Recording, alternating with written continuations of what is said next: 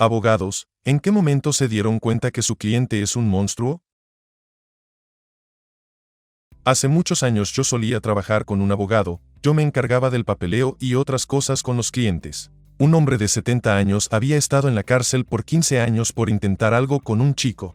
El objetivo era sacarlo de la cárcel debido a su buen historial. Un día los guardias lo sacaron de la cárcel para ir al dentista y cuando entraron al cuarto de espera el tipo vio a dos pequeños y corrió directo a ellos. Los guardias lo detuvieron.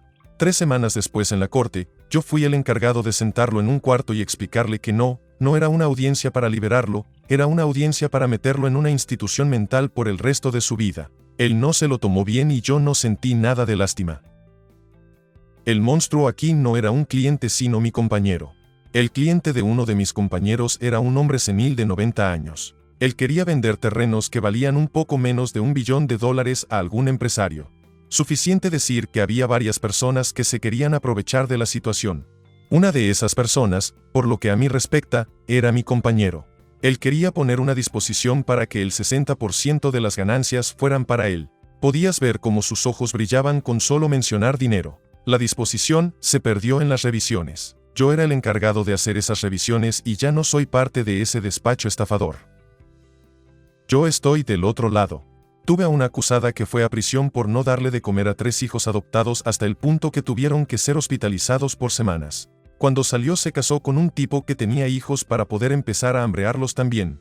Escuchar su entrevista donde intentaba justificarse por lo que le hizo a los 2 grupos de pequeños me perturbó más que cualquiera de los casos de homicidio en los que he trabajado. Su justificación era que no hizo nada malo, que ella solo estaba intentando ayudarlos a ser sanos y hermosos. Aparte se sentía mal por el primer grupo de pequeños porque la necesitaban, etc. Este no fue mi caso, pero vi las fotos. El primer grupo de chicos parecían sobrevivientes del Holocausto. Tenían 4 y 5 y ella les tenía el cerebro lavado para que creyeran que solo ella los amaría. Tuvimos a un cliente que quiso ponerle restricciones a una ex empleada recepcionista de 19 años porque se fue a trabajar con la competencia. ¿La razón? Él quería hacerle la vida un infierno, porque ella no quiso hacer el sabroso con él, un tipo raro de 57 años. Ese también fue el motivo por el que ella renunció. Como era de esperar, él no tomó nuestro consejo de no hacerlo y lo terminamos enviando a otro despacho. Yo escuché una llamada al 911 donde la garganta de la mujer que llamaba fue cortada por nuestro cliente. Nunca olvidaré el sonido de gárgaras y escucharla fallecer.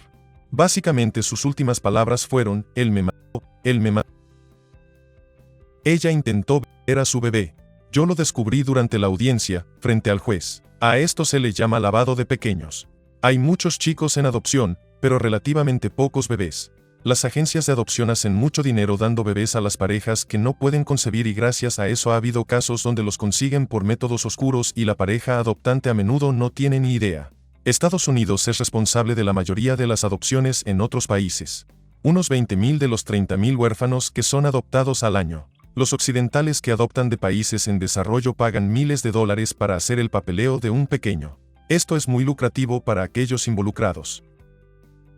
Yo tuve un maestro en la escuela que era abogado. Nosotros siempre le preguntamos por qué dejó su profesión para ser maestro. Él finalmente nos contó que su último caso fue defendiendo a 3 personas. Eran 2 parejas que una noche de bebidas, tuvieron una orgía mientras estaban con sustancias y decidieron matar y comer parcialmente a una de las mujeres. Supongo que para ellos fue buena idea en ese momento. Como abogado, él dijo que era muy evidente, pero él tenía que darle a sus clientes el mejor resultado posible y estuvo expuesto a todos los detalles horribles, las fotos y sus motivos. El maestro tenía la mirada perdida mientras nos contaba por lo que nos dimos cuenta que le afectó.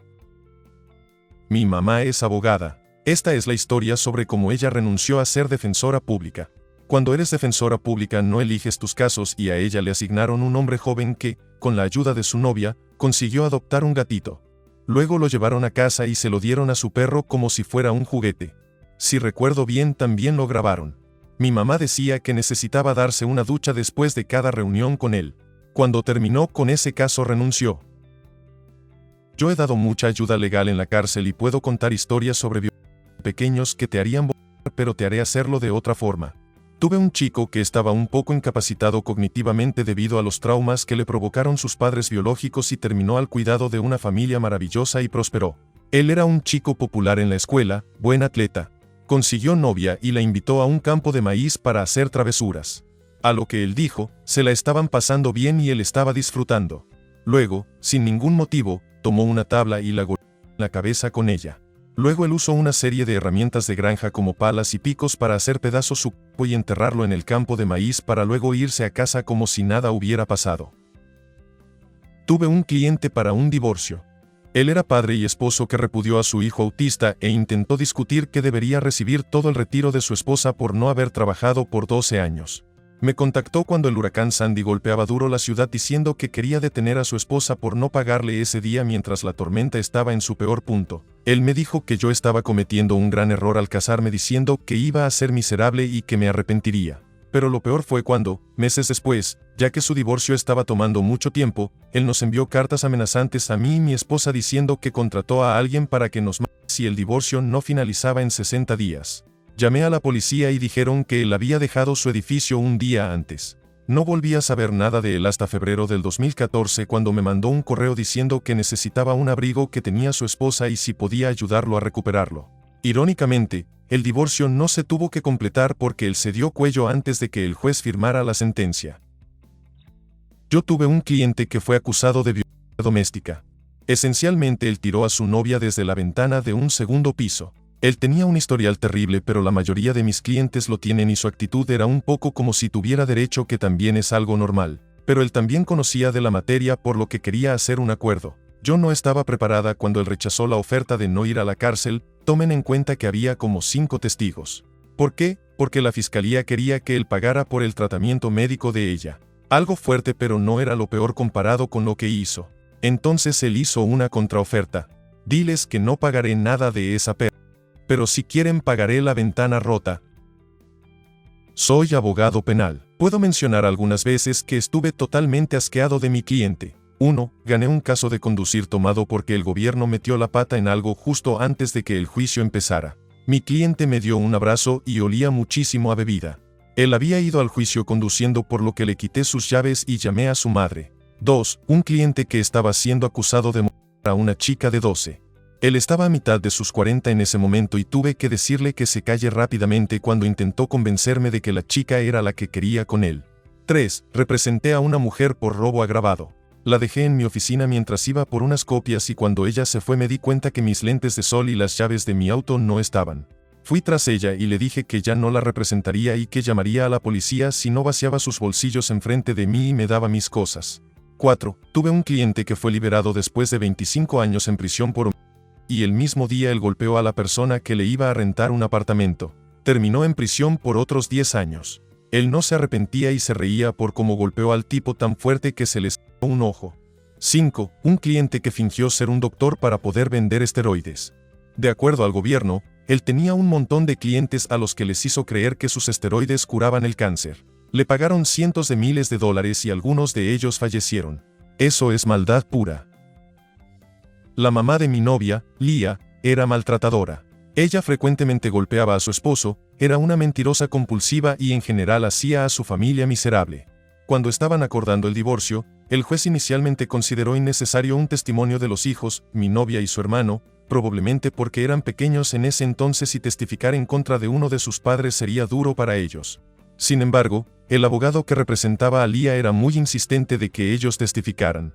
Al final lo consiguió y debió ser muy impactante tener a 2 testigos más en contra con muchos relatos de conducir bajo sustancias, visero lenk 1 a doméstica, etc. Nos dimos cuenta que Lia debió mentirle a su abogado en muchos detalles porque el testimonio los tomó con la guardia baja y hasta se enojaron un poco. Creemos que eso ayudó a solidificar algunos cargos criminales en su contra. Fue un poco de karma después de años y años de maltrato. Yo soy esposa de un abogado. Solía ayudarle a organizar evidencia y reportes. Me topé con un expediente que contenía un video y la curiosidad me ganó, especialmente cuando mi esposo me dijo que no lo viera. El expediente se trataba de una mujer que estaba en el tráiler de su novio en el medio de la nada, se enojó con el novio por lo que lo golpeó en la cabeza con un bat de metal y se fue. Al parecer el novio no era una persona muy agradable y nadie lo extrañó ni lo buscó. Lo despidieron del trabajo por faltas. El 7º día un vecino finalmente fue a su tráiler y escuchó gritos roncos por lo que llamó a la policía. Ahí empezaba el video. Uno de los policías llevaba una cámara en su uniforme. En él sale él y su compañero entrando a la casa y encontraron muchos desechos de perro por todos lados. Los 2 Rottweilers que tenía el novio se quedaron sin comida por 6 días antes de que empezaran a comer pedazos del tipo. La cámara mostraba el momento en el que el policía lo encontró volteado a un lado y parpadeando, con los ojos bien abiertos y la mayoría de su cara ya no estaba. La mujer ni siquiera se molestó en sacar a los perros cuando se fue. Ya no ayudó a mi esposo a organizar nada. Mi primer internado en la escuela de leyes fue en un despacho matrimonial en un área de clase muy alta, millonarios y billonarios divorciándose. Uno de los primeros casos en los que trabajé involucraba a los padres de una víctima de un tiroteo masivo en una escuela. Los padres estaban divorciados desde antes de que el chico falleciera y ahora estaban peleando quién recibiría el dinero de la compensación y los fondos que recibieron en un sitio que hicieron. Estas eran personas increíblemente ricas que estaban peleando por lo que para ellos eran miserias y le estaban pidiendo a la gente en internet que les donen dinero como si lo necesitaran. Claramente estaban aprovechando el fallecimiento de su hijo por dinero y para molestar al otro padre. Honestamente fue una de las cosas más perturbadoras que he visto. No soy abogado, pero trabajé como investigador en un despacho de abogados. Uno de nuestros clientes a su ex múltiples veces por $100. Luego se fue de la casa todo manchado de sangre. La vecina y su hija lo vieron y corrieron dentro de la casa para ver si podían ayudar y llamaron al 911. La víctima seguía consciente. En la llamada podías escuchar cómo la mamá cantaba mientras intentaba detenerlas. También podías escuchar a la víctima, que tenía una hacha en el cuello, regurgitando mientras intentaba cantar también. Los paramédicos llegaron en menos de 3 minutos, pero a la policía le tomó 19 minutos llegar y despejar la escena. Ella aguantó por 17 minutos. Yo vi las fotos y parecía una escena sacada de Dexter. Mi cliente era una mujer de 30 años, con 2 hijos, con una vida bastante lucrativa con su esposo que era un médico. Él la atrapó siendo infiel y aunque él quería arreglar las cosas entre ellos, ella pidió el divorcio. Después me empezaron a dar los detalles. Él la descubrió en su cumpleaños, en su cama y mientras los hijos estaban en el piso de abajo.